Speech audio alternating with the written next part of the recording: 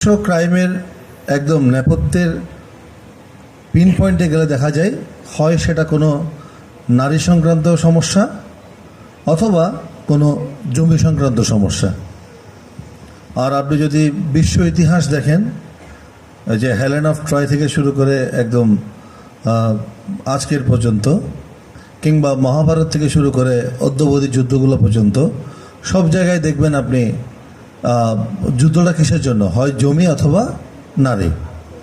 কাজেই এই জমির সমস্যাগুলো যদি সমাধান না হয় তাহলে কিন্তু সামাজিকভাবে বিভিন্ন অপরাধগুলো কোনোদিন অবনমন করা সম্ভব হবে না। বিখ্যাত একটি ডায়লগ দিয়ে শুরু করি, যে বিনা যুদ্ধে নাহি দেব সুচাগ্র মেদিনী। কিংবা ম্যাকিয়াভেলির একটা বই আছে দ্য প্রিন্স, সেখানে একটা সুন্দর ডায়লগ আছে। সেই ডায়লগটা হচ্ছে, মানুষ পিতার হত্যাকারীকে ক্ষমা করে দেয়, কিন্তু পিতৃসম্পদে যে হাত দেয় তাকে কোনোদিন ক্ষমা করে না। অর্থাৎ এই সম্পদ, এই ভূমিকে মানুষ নিজের প্রাণ দিয়ে রক্ষা করার চেষ্টা করে।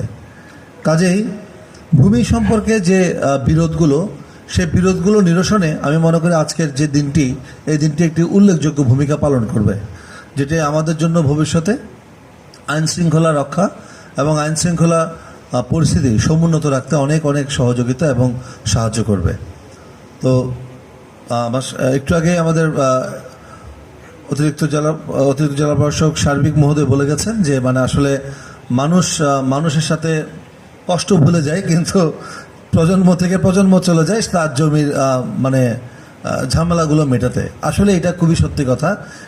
এটার ফেরকায় বা এটার এই জমিযুদ্ধে যে পড়েছে সেই জানে যে এটা আসলে কি কষ্টের বিষয়।